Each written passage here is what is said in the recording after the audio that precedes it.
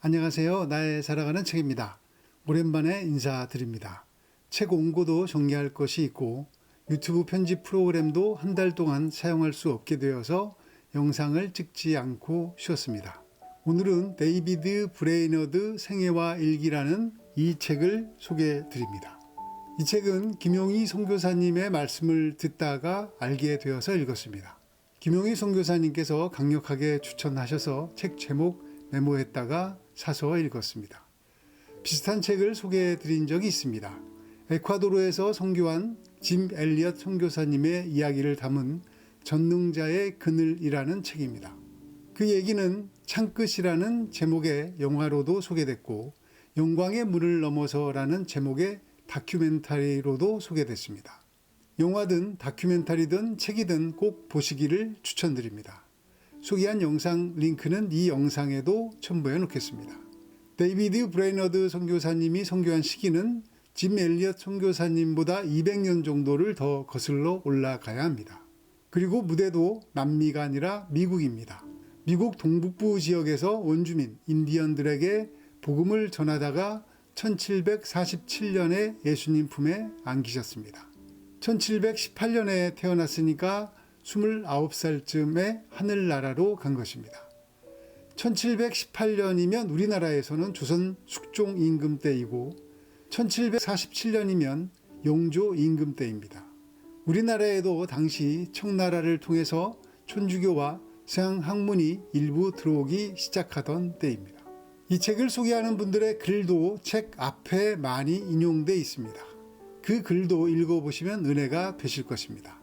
영국의 종교개혁자이자 감리교의 창시자 존 웨슬리는 주님의 일이 쇠퇴한 곳에 주님의 일을 다시 부흥시키려면 모든 설교자에게 이 책을 주의 깊게 읽게 해야 한다고 했습니다. 남아프리카의 기도의 사람 앤드루 버레이는 하나님께서 한 시대에 줄 수 있는 가장 고귀한 선물은 하나님의 뜻을 몸소 체현하는 삶을 살다간 그분의 백성들이라고 말합니다. 브레이너드 선교사님이 그런 분이라는 이야기입니다.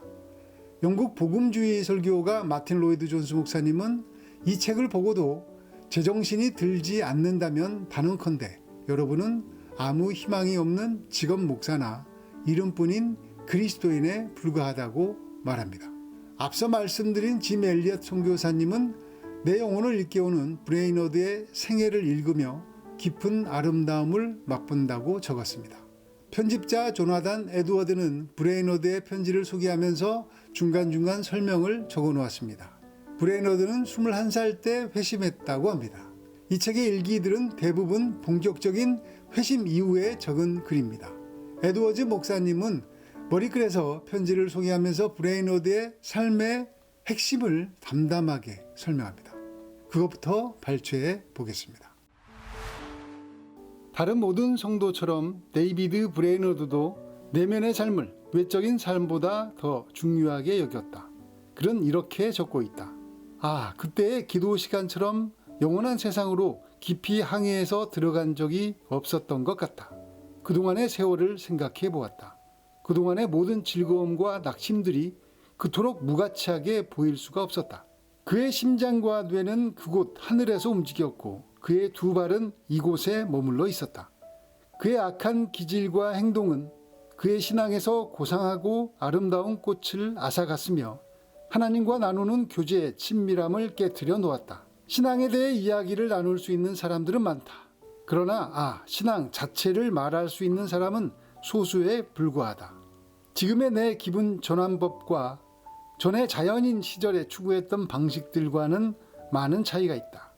그때는 기분 전환을 우상으로 삼아 하나님은 무시한 채 그것들에게 즐거움을 찾았었다. 그러나 지금은 기분 전환의 수단들을 하나님을 따라 살도록 나를 도와주는 것으로 이용한다. 가장 높은 만족을 하나님에게서 끌어오며 오직 하나님으로만 즐거워할 뿐 그것들에서는 조금도 즐거움을 구하지 않는다. 그런 마음으로 추구하니 내 기분을 바꿔주는 것들이 내 영성을 방해하는 것이 아니라 오히려 더 성장시켜 주는 것이 되었다.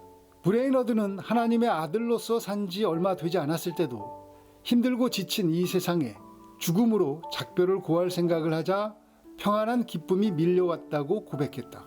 브레이너드는 어느 곳에서든 내가 소중한 지체들에게 너무 많은 기쁨을 두지 않게 해달라고 구했다. 죽음이 지금처럼 실제적으로 보인 적이 없었다. 나 자신이 죽음의 상태에 있다는 것을 지금처럼 분명하게 느낀 적이 없었다. 그러나 지극한 평안을 느꼈다. 마음이 차분하고 고요했다. 죽음이 전혀 두렵지 않았다. 그에게는 특별히 좋아하는 성경 인물들이 있었다. 브레이너드에게 그들을 만날 수 있다는 기대감은 말로 표현할 수 없는 기쁨이었다. 그들과 함께 교제하고 한 형제로 거한다는 것은 비할 데 없는 환희였다.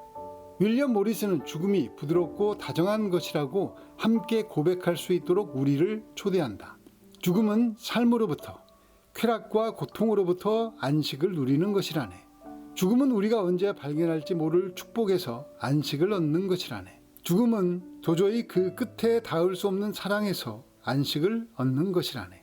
조지 맥도날드는 우리가 하나님의 자녀라면 죽음이야말로 그분의 집에서 우리에게 가장 친숙한 것임을 깨닫게 해준다.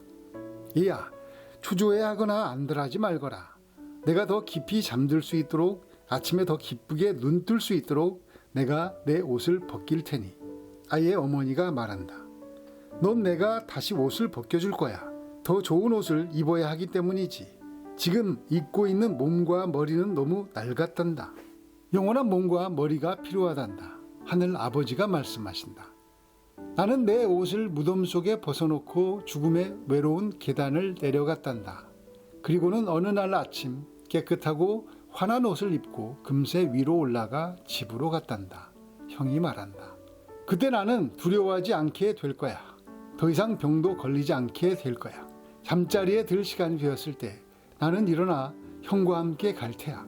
동생이 말한다. 브레이너드는 이렇게 말한다. 오 죽음아 죽음아 내 다정한 지체여. 너는 서둘러 이 아둔한 도덕성에서 나를 건져다오. 나를 영원토록 영적이고 생명력 넘치는 자가 되게 해다오. 그는 다음과 같이 적고 있다.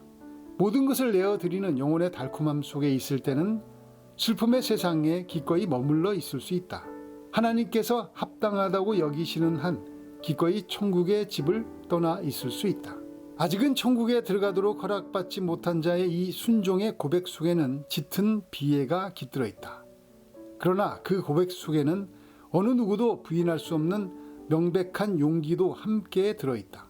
브레이너드에게는 천국에 가지 않고 이 땅에 머물러 있는 것이 더 어려운 선택이었다. 대부분의 그리스도인에게는 더 쉽고 더 선망하는 선택일 텐데도 말이다. 브레이너드는 끊임없이 여행하고 쉼없이 공부하며 늘 가르치고 글을 쓰며 항상 기도했다. 브레이너드는 한순간이라도 시간을 낭비하거나 한 번의 기회라도 헛되이 보내는 것을 죄로 여겼다. 브레이너드는 1년에 4,000마일을 말을 타고 여행했다. 그는 대학 시절에 이렇게 고백했다. 하나님과 보내는 한 시간은 이 낮은 세상의 모든 쾌락과 기쁨을 무한히 뛰어넘는다. 브레이너드가 결코 버리거나 바꾸지 않은 것은 바로 믿음이었다.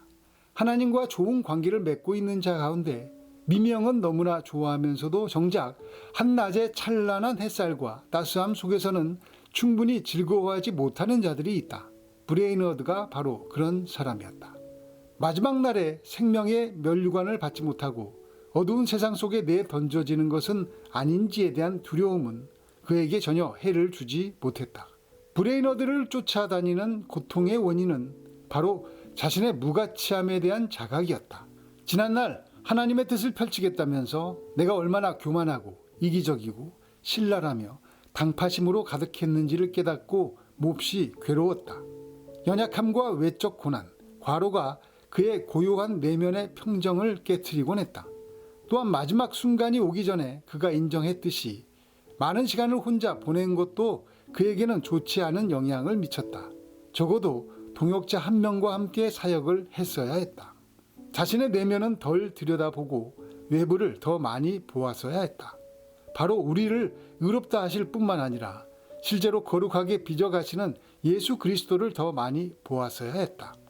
아가페보다 필리아의 사랑을 더 가진 세무얼 더러퍼드는 편지에서 음악적인 산문시로 이렇게 표현했다. 아름다운 향기를 바라는 하나님의 장미 잎사귀 하나가 세상만한 가치가 있다. 러더퍼드에게는 시몬 베드로의 맥박치는 헌신이 있다. 그러나 브레이너드는 러더퍼드와 다르다. 브레이너드를 온통 사로잡은 것은 아가페의 사랑이었다.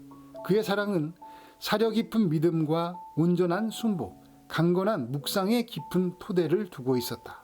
브레이너드는 하나님의 은혜 때문이라기보다는 하나님 자신으로 인해 그분의 영광을 기뻐한다.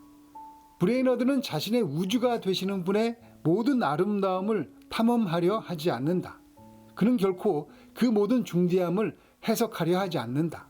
대신 이 세상과 장차 올 다음 세상 모두를 향해 끊임없이 추구하며 계속 앞으로 나가고자 한다.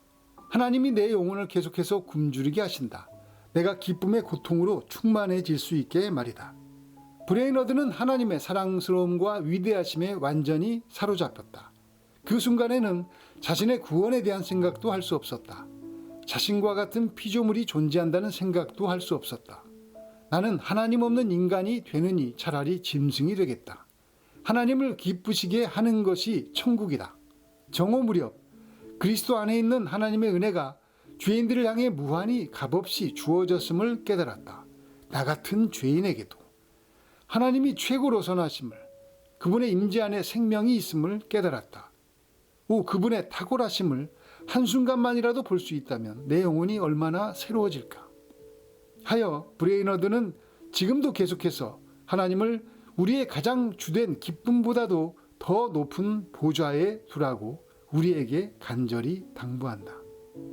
브레이너드의 일기를 보면 분명히 회심한 이후에 쓴 글인데도 끊임없는 믿음의 싸움 이야기가 나옵니다. 회심하기 이전의 일기는 더 말할 것도 없습니다. 우리가 공감할 수 있는 내용이 정말 많습니다. 믿음의 싸움에는 나이가 없는 것 같습니다. 어른들이 돈과 성공이라는 유혹을 받으며 믿음의 싸움을 하는 것처럼 청소년과 어린아이 역시 믿음의 싸움을 합니다. 아이들은 무슨 믿음의 싸움을 할까요? 끝없이 놀고 싶어 하면서도 최고가 되고 싶어 하는 싸움입니다. 거짓말하면 지옥 간다는 말씀에 마음이 찔려서 죄책감에 사로잡히기도 합니다. 믿음의 싸움은 세상에서 살고 있는 한 하게 되는 것입니다. 그래서 가장 큰 저주는 하나님 없이도 너무나 잘 사는 것입니다. 이 책은 어려운 책이 아닙니다. 그래서 어떻게 이 책을 읽어야 하느냐, 그것 하나는 꼭 말씀드려야 할 것 같습니다. 책을 읽는 방법도 많습니다. 책에 따라 읽는 태도가 달라져야 우리에게 더 유익하기 때문입니다. 시는 시처럼 읽어야 하고 소설은 소설처럼 읽어야 합니다. 브레이너드 일기는 실제로 나에게 물어보면서 읽어야 합니다. 머리로만 이해하고 지나가면 우리 영혼에 아무런 유익이 되지 않을 수 있기 때문입니다. 예를 들어서 설명해 보겠습니다. 브레이너드가 일기를 통해 이런 이야기를 자주 합니다. 나는 하나님의 은혜 때문이 아니라 하나님 자신으로 인해 기뻐한다. 이 문장을 어떻게 읽어야 합니까? 은혜 때문이 아니라 하나님 자신으로 기뻐하는구나. 그런데 그게 어떤 거지? 하나님께서 나를 구원하셔서 내가 천국에 가고 내 죄가 용서함 받는 은혜 때문에 하나님을 기뻐하는 게 아니라 하나님 자신으로 기뻐한다고? 그게 가능한 말인가? 나는 하나님이 주신 은혜나 선물 때문에 기뻐하지 않았나? 하나님으로 기뻐하는 것이 무엇일까? 그렇게 스스로에게 물어보며 읽어보면 중간중간 그의 일기는 우리에게 하나님의 마음을 볼 수 있는 소중한 통로가 될 것입니다. 그렇게 읽지 않으면 관념적인 우리의 신앙은 이 책을 그냥 두껍기만 한 책으로밖에는 여기게 될지도 모릅니다. 언제 어디서든 기쁠 때나 슬플 때나 예수님이 먼저 생각나는 믿음으로 살아가시기를 예수님의 이름으로 축복합니다. 감사합니다.